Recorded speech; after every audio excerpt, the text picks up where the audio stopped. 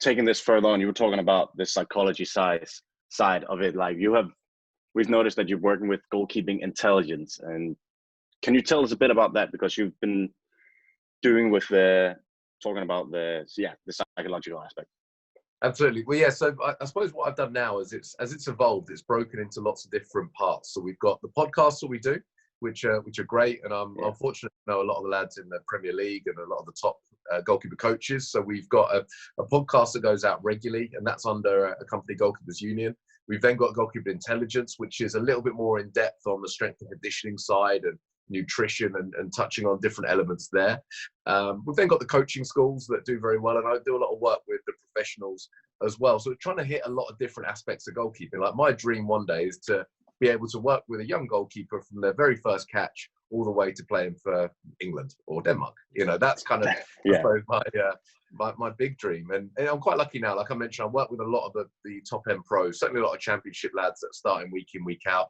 And it's great because you kind of feel like as much as you can help advise, you're just having a bit of an impact on what they're doing. And for me, you know, I can't play anymore. I've had a lot of injuries and obviously I'm retired, but to still have an involvement and still go to games and feel like I've got a vested interest in what's going on, that really appeals to me. You know, I want to work with as many as I possibly can and offer as much quality as I can. So yeah, it's kind of touching on lots of different aspects of goalkeeping. That's the thinking behind the different projects.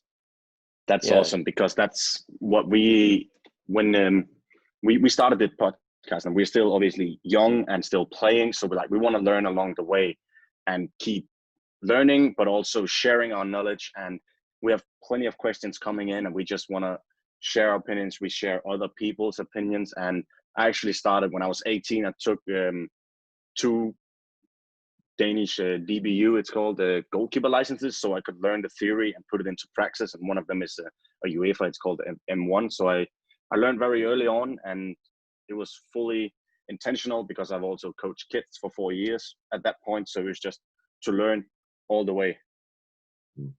Yeah, and that's key. I think you just touched it there about the idea of sharing ideas, because I think, look, a lot of what we talk about, there's no right or wrong, and that's the beauty of goalkeeping. It's opinions. We spoke off air briefly about the Danish Catch, which is getting a lot of publicity at the moment, and that's a great example. Some people might say that technically that isn't correct. I remember Thomas Sorensen doing that years ago. And it kind of went unnoticed then, but I remember him doing it and thinking, that's interesting. You know, and again, it's, in some ways, you could argue it's a lot safer than trying to do a W catch, you know, and that there's a lot more risk.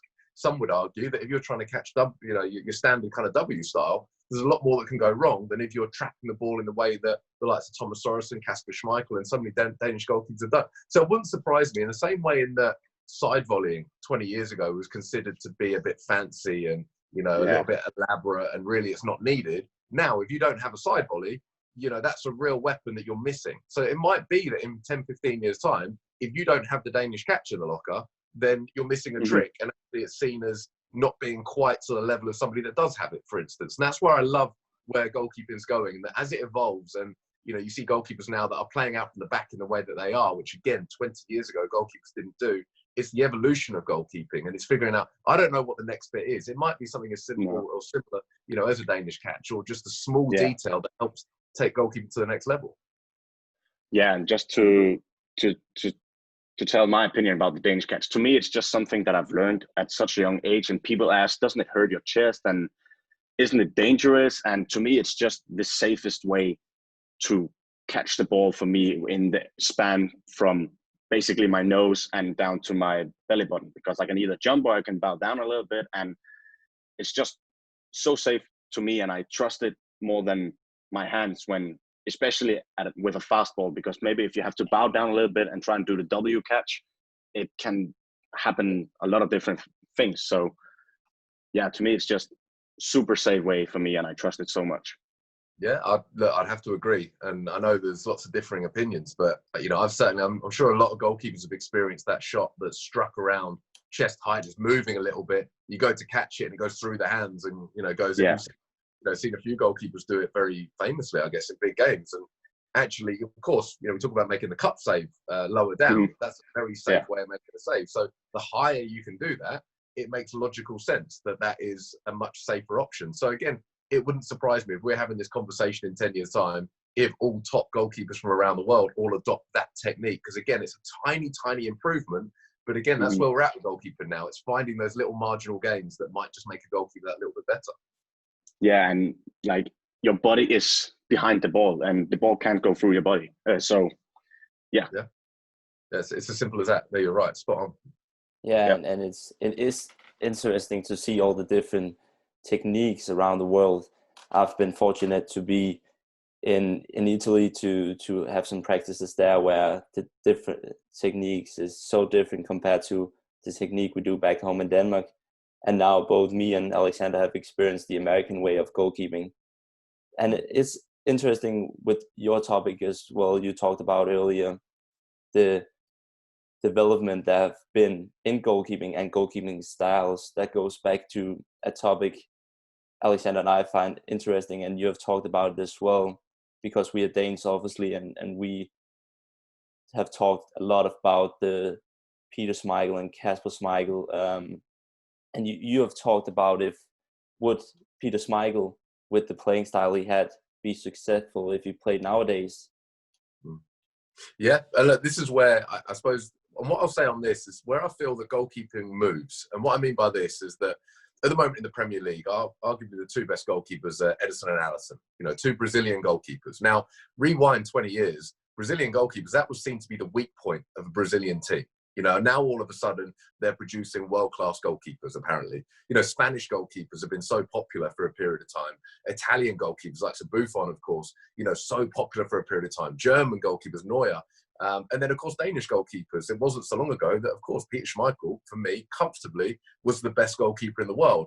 What I think, the perfect goalkeeper, you'd probably take attributes from every different country and build them into one goalkeeper. And I think the beauty of social media now is that we're seeing all these different attributes from these different types of goalkeepers. So you are starting to get goalkeepers that are a blend of all these different styles. So I put the question out there about Peter Schmeichel. It was a really interesting response. Look, my belief, Peter Schmeichel's the reason I played in goal. I was a Man United fan as a kid. Went all over the world to watch him. Literally, I went up to Old Trafford hundreds of times. I'd always get there at 2:00 so I could watch the entire warm-up, watch Brian Kidd do the different drills he did with him before the game. And, I'm his biggest fan. So then when I put the question out there, it was 50-50. Some people are saying, look, he was the best. He would have found a way to figure it out. He'd have been fine. Other people are saying, well, no, kicking was arguably the bit that he struggled with. And, could he have done the side volley? Biomechanically, would he have been able to do the side volley? He had an incredible throw, so that wouldn't have been a problem. Off the deck, would he have had to touch in order to play into midfield, clip to fullback swingers? Look, the answer is we'll never know. But it was really interesting to put it out there and get the opinion of everybody as to whether he would have been the type of goalkeeper that could have adapted. Because even the shape of goalkeepers now has changed. You look at David De Gea, he's a very different shape to Peter Schmeichel. You look at a Courtois, you look at Petr Cech, they're a lot maybe taller and thinner than Schmeichel, who was obviously huge, but he was quite big, quite broad, like a Manuel Neuer, similarly. So I just think that we're seeing a change. And because goalkeeping now is so much more distribution-based, you are seeing a slightly different shape of a goalkeeper as well, which interests me. And I wonder, again, give it 10 years, will we start to see goalkeepers that are maybe a bit smaller, a bit more agile? Will it suddenly go back to goalkeepers that are 6 foot as opposed to 6'5"? As the game develops and there is more importance on the feet and low down around the goalkeeper and being able to form the one-on-one technique, the long barrier and these different techniques that we're seeing, will height become less important? I mean, so many questions we don't know the answer to, but at the same time, it's what really interests me about goalkeeping is that we do all have an opinion. And when I put that out there about Peter Schmeichel, people were very strong in their opinions. Some thought, yeah, he'd be fine, and a lot thought that he would really struggle today. Yeah, it's a great question, because it gets the mind going, because obviously Peter Schmeichel did a lot for Danish football and Danish goalkeeping in general back then in '92, where we won the Euro. But then going to also his son, Kasper, who is so important for our national team. And obviously he won the Premier League with Leicester, where he played an important impact. So it's just interesting for us goalkeepers also to see the development. And as you putting questions out there, if Peter Schmeichel would be successful today is an interesting question, because as you said, there is so many different opinions on it. And it's a great question because he was so different compared to the goalkeepers today. And again, I'm just interested in seeing in 10 years how the goalkeeper is looking in 10 years, as you said, because I agree with you. The distribution part is so important nowadays that we will see probably smaller goalkeepers that is more like not an outfield player, obviously, but a player that the defenders can play you and they can trust you with the feet, and you can distribute it out to the other players on the field. And even furthermore, I believe that goalkeepers' way of being a leader is important as well, and that's something that we have to develop in the future as well of goalkeeping. And that's a question you put out there as well, about if a goalkeeper can be a good captain, because I believe that no matter if a goalkeeper is a captain or not, you have to be a big leader on the pitch. But at the same time, to be a captain, if you ask me, that's something that is spot on for goalkeepers, because that's our job as well. What is your opinion about that, Richard? Yeah, I think you're absolutely right. You've touched on a few things there, actually. And I guess one of the biggest strengths that Peter Schmeichel had, and certainly Kasper has, is that they are leaders, like such dominant characters. And I think that's absolutely crucial if you're going to be a top goalkeeper. And actually, do you know what I would say? One of my biggest arguments for Schmeichel, Peter Schmeichel, saying that he would be fine today, is the fact that Kasper is. Because, you know, that's the argument. Actually, Kasper Schmeichel's absolutely fine and his distribution's excellent. So, you know, could Peter Schmeichel have done it? Probably, given that his son's doing it and doing it at an incredible level. And also, bearing in mind that Kasper, he's obviously nowhere near the size that Peter Schmeichel is, which then leads into the argument to say that actually smaller goalkeepers, it might end up being that they are more popular. What I think we will see is, I think we'll see more objective markers. Now, what I mean by that is, at the moment, you guys probably have it over there, that you can test someone's spring. That's a really good example of an objective marker. How high can you jump? You know, and how powerful are you? Now, they do that with force plates over here, and you can get a really precise reading, so you can see if you're improving. The problem at the moment with goalkeeping is there's very few other markers that we've got. We can't say, like, categorically that a certain goalkeeper has better distribution than another one, or a certain goalkeeper is better at taking crosses than another one, other than really basic stats, you know, shot stopping stats, or your save ratio, or your number of crosses you come for. Well, they're not accurate reflections. So I'd love to see more of an improvement in that. And I think that's what's going to happen going forward, is we'll get more objective markers. In terms of leadership, look, I think that, I mean, I was captain for Watford and for Brentford, and it was fine. I mean, you're not able to impact things on the field maybe as much as you'd want to, because you're not involved in play as much as maybe you'd want to. But I think a lot of it, I think it's different with football and a lot of other sports, in that a lot of captaincy is actually what you do off the field anyway. It's the stuff before the game. Can you see the players that are a little bit nervous? Can you be giving them good information? Are you a leader at the back? Are you making the little points where you need to? So yeah, I think a goalkeeper could be a captain. It's not a problem for me. I think ideally, of course, if you've got a similar character as a centre midfielder, then they can get around the pitch a little bit more. Yeah, that's fine. I just think that actually when it comes to in-game management, I don't think it matters as much. I think it's more so off the field, what you like around the place. And whether you've got the armband or not, I think you're right. A goalkeeper absolutely has to be a leader, in a similar way that a Kasper Schmeichel or a Peter Schmeichel, you can visibly see that they're leaders. Yeah, definitely, and it comes down to the person as well. But I just think that it comes with the position, because we get taught throughout the youth years that we have to communicate with our back line. We have to communicate even with the midfielders as well, because we can see the whole pitch. So I believe that you as a strategic player from behind can see the whole pitch, then you're also able to be a good captain, because you obviously have to have the personality as well, because as you mentioned, it's also off the pitch. It's even as important to be a captain of the pitch, to see if your teammates is doing well, if you can help them in some way. But on the pitch, I would say that the goalkeeper position is great for the captain spot as well. Is the problem you've got as a goalkeeper is that a lot of the great work you can do as a leader, as a really good communicator, is that nobody will ever notice. So, like, you actually think about it, logically, again, if you were to scream and shout at somebody in front of you, you're going to have an impact on them. If you can see that there's a runner coming off their left shoulder and you tell them and they then correct what they need to do and they go and mark that player and that stops a goal, brilliant. You've done an incredible job and no one's ever going to know. Like, the fans don't really see that. The manager doesn't see that. However, some of the best goalkeepers in history, and I'll include Peter Schmeichel in this, you can see that they're brilliant communicators, because you can, not only is it giving them information as to what's going on and reading the play and seeing where the danger is, it's also giving them a lift. If you can see that a player is maybe just not quite at it, not quite tuned in, and you've got that ability to get into them, you can see the whole picture. You can see every single player on the pitch. You mentioned such a unique position because you can see everything that's going on. Well, if you're a brilliant communicator, you might save yourself 10 goals a season, but nobody's ever going to know. And that's one of the difficult things, is that you're not going to get praise in the paper the next day to say, he stopped 2 goals because of his great communication. Nobody ever notices it. And that's where it's a shame, because it's one of the areas of goalkeeping that isn't focused on enough. But being a leader, being a great communicator, the best goalkeepers in history have all been brilliant communicators, and I know that firsthand.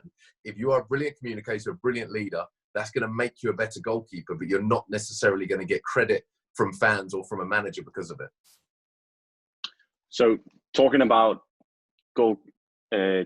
communication and leadership for the goalkeeper position, can you tell us a bit about how important it is for a goalkeeper to have goalkeeper intelligence? Because I would assume that Peter Schmeichel and all the greats have great goalkeeper intelligence. Could you tell us what goalkeeper intelligence is and how important it is to have today and in the future? Absolutely. Look, it's quite a broad term, but it includes so many different things for me. So I think it's positional sense. Look, do you know what? I'll give a small example. It might be as simple as the ball gets laid back from a winger to a fullback, and it's having the intelligence to move 2 yards. And those 2 yards you move in terms of your position might mean you can come and catch the cross. So it's the intelligence as to where you should be at any given moment. It might be that the striker's got his back to goal, 18 yards out, does a half turn, and your intelligence makes you realise that actually you can shift your body position by half a yard to your left, because the chances are that the arc of the shot is going to mean that your optimum position is half a yard to the left. Again, so it's tiny details where you're reading the game in a different way. It might be your positioning for a through ball. It might be the way in which you communicate to a defender to make sure that they know exactly what's going on. It might be your positioning for a corner, is it in-swinger, out-swinger, where you position your players on a corner. It's so many details, and that's where I think, and a lot of this is only ever going to be judged or noticed by your goalkeeper coach. Again, won't be noticed by the fans. It won't necessarily be noticed by the manager. But again, the likes of a Peter Schmeichel, I could see it, and I'm sure you could see it. When you watch him, you could tell he was a very, very intelligent goalkeeper. It wasn't just about great saves and, looking like this man mountain. It was the small details that he did so well. And they're the details that will keep you clean sheets, that will make sure that you win more games than you lose. And I think that it's an area of goalkeeping that is overlooked. And it's an area that's really hard to quantify and to judge. But yeah, once again, if you're going to be a top goalkeeper now, you need to be an intelligent goalkeeper. That doesn't mean you have A grades when it comes to geography or maths. It doesn't really matter, but you do need to be intelligent as a goalkeeper.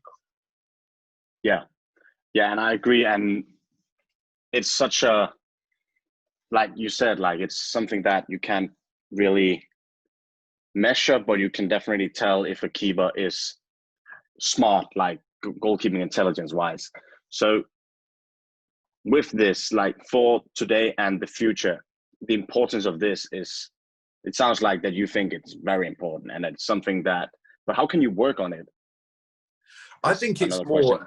Yeah, no, great question. I think that the way in which you can work on, if you've got video footage, that's great, because then you might point out certain parts of the game. So you might freeze the play at a certain part, and then you can start to ask the goalkeeper questions. For instance, their midfielder's got it. There's no pressure on the ball. What's his starting position? Where does he have his back line? What's the conditions like? Is it one where if a ball comes over the top, it's going to zip through? Or is it dry? If it's dry, again, that's going to affect your position. Because if it's going to zip through, you might be able to be a bit deeper because it will come through to you and you can hold it. If it's dry, you might be a bit further forward. Are you too far advanced? Are you giving them a chance of scoring over your head because you're stood 20 yards out?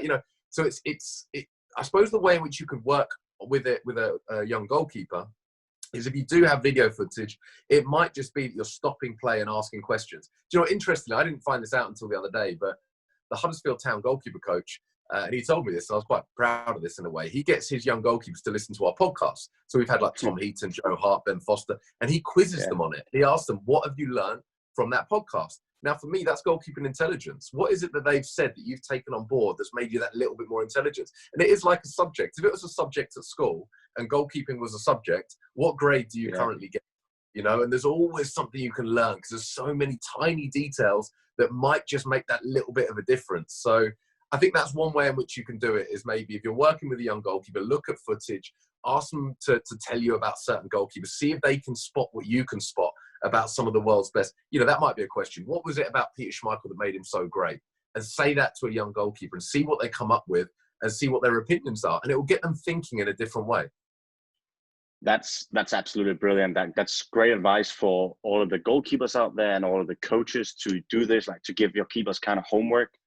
And that is just like different from, if it's a young goalie, it's different from the schoolwork because it's something that they might be more interested in. So to me, my goalkeeper coach gave me homework. It wasn't goalkeeper intelligence, but it was like, go home and you have to every day throw a ball into the wall and catch it 100 times with whatever catch it is. It's the W or the Danish Catch. It was that. So I loved that, and it was way more for me interesting than school.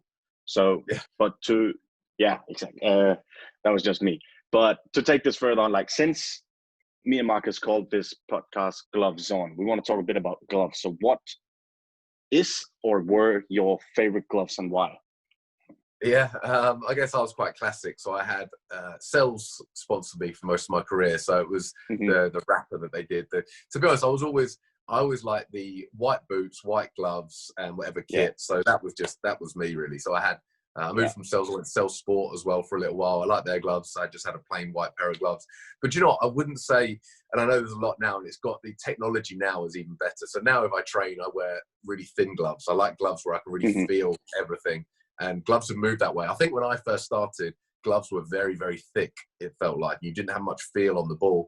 Now, for me, it's all about a tight-fitting pair of gloves, having good feel on the ball, which then your technique will come out even more.